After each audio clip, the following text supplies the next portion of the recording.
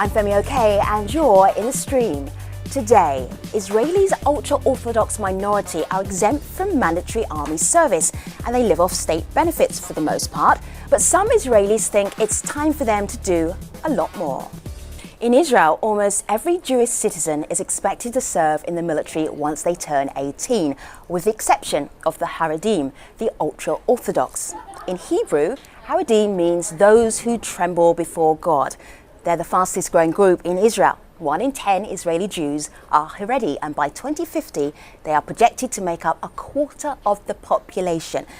Because they dedicate their life to religious study, most Haredi men do not work. Now, often their wives take up low-wage jobs to support their husbands, so their family's livelihood largely depends on state benefits and donations. Some economists estimate that the Haredim cost the state more than $750 million every year. Many Israelis think it's time for the Haredi community to share all burdens of citizenship, including work and military service, while others are pushing for reforming marriage laws and promoting women's rights. But the Haredi fear that change is happening too quickly and may threaten their religious traditions. So today we ask, should Haredi Jews be required to do more? To help us discuss this, we have Yitzhak Pindrus from Jerusalem, where he is the deputy mayor. Yitzhak, let me start with you. So many reforms are being suggested right now. Do you and the Haredi community feel like you're under attack? We're very sure about that. We have no doubt. There is, I would say, some kind of political move in Israel to try to make us not legitimate. I mean, I believe that even the people that are involved know that they're not going to change the Haredi community. Haredi community has their style of life for thousands of years, and our beliefs, we believe that the most important thing for the Jewish nation is to keep our tradition and to keep our culture. And I believe that they also understand that what they're doing now is to trying to make us not legitimate in Israel, which is basically a political move and not something that's going to do any kind of change what they're trying to say for economy or something like that. They're trying to change our culture, our way of life, and just for history, for 3,000 years, there's groups that are trying to do that, and nothing changed. Yitzhak, about this, it sounds like a lot of resentment building up against the community. How do you deal with that? How do you get out of that? First of all, I think we are, I won't deny, we are under terrible pressure and a very strong attack that makes us feel that we're trying to get a feeling of not being legitimate. But we are with our tradition. We believe in it. We believe that the main goal, I would say, it's a question of priorities. The main goal of the Jewish nation is to keep their tradition, before to keep their state, before to keep their I would say, the finance problems or anything else. The main goal is to keep our tradition, and that's how we went through for 3,000 years all around the world before we came back to Israel. For 2,000 years we were exiled, and we came back because we kept our tradition. So we think that's the most important thing. For 2,000 years we're doing the same thing that's said in the rabbinical books for the last 2,000 years. We're not trying to change it. We're trying not to change those books, and we think that's the most important thing for the Jewish nation. The difference is between what I'm trying to say and what my colleagues on this evening are saying. I'm not trying to change their style of life. I do think that Judaism has a way of life. I think the public rules of Judaism, I believe that our Judaism were for the last thousands of years. But I'm not trying to change anyone's personal life. And what they're trying to do is to change my beliefs and my personal life. Haredi community growing, and with taxpayers having to pay a certain amount to help the Haredi community, Yitzhak, how do you resolve that? That's the sharing the burden issue.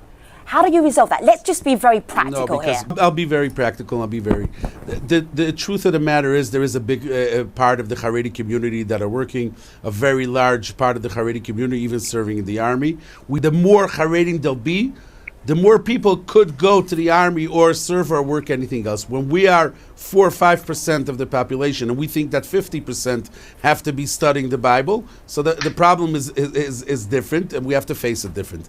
And saying that the rabbinate is a Jewish rabbinate, that an Orthodox rabbinate is a lot less interfering someone's life than not letting me educate my child in the way I believe. And of course, when we're talking with such a large percent, we could see it. Because what's happening lately, the last 5 years, 6 years, a lot more Haredim are getting into jobs because of all kinds of things that are happening. A lot more Haredim are getting into the army, and now it started, this whole propaganda against it. They don't really mean army, and they don't really mean jobs.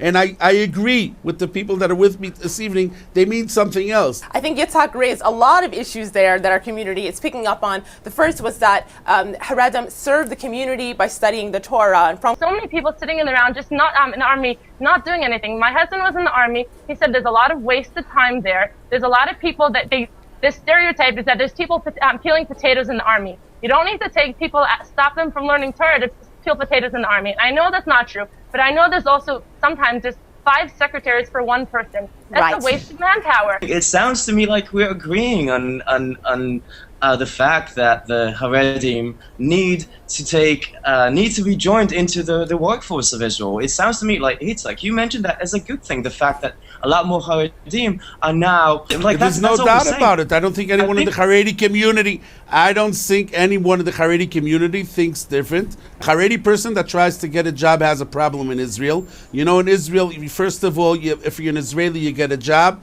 The next after, and there's a Russian. After that, there's an Arab, Ethiopian, and a Haredi. And ask that in every company, right? Those are the rules if you want to get into a job. Until the last government started, or I would say even the Plessner committee started, changes were being done, and for one reason, like I said before, because the Haredi community has been growing to big enough to have places with jobs, to have enough people to be in the yeshiva, some people going to the army. The Haredi community was growing. And no doubt that what's happening the last couple of months in Israel is going to stop that. Less people are going to go to the army because it's a battle, and when it's a battle, people become more closed. Less people are going to go studying in I would say in universities, which we're opening more and more for Haredi communities, and we see it more on the Haredi newspapers. There's no doubt, as long as what's going on now is going to be going on, and the pressure is going to be going on, things are going to become more tight. And I want to be say one more point. 25% of the education today is Haredi education. They're only 4% on the budget. Just to get the idea of what we're talking about. A Haredi child gets 30% if the education, if you put him by a secular child. So the budgets are not really the issue. The issue is basically the political agenda, and people think that they're getting a lot of PR with being against the Haredim, which does very big damage to the country, and it makes the Haredi community being more closed and stronger. It was very exciting. I have grey hair, so I'm going to move on to the next show.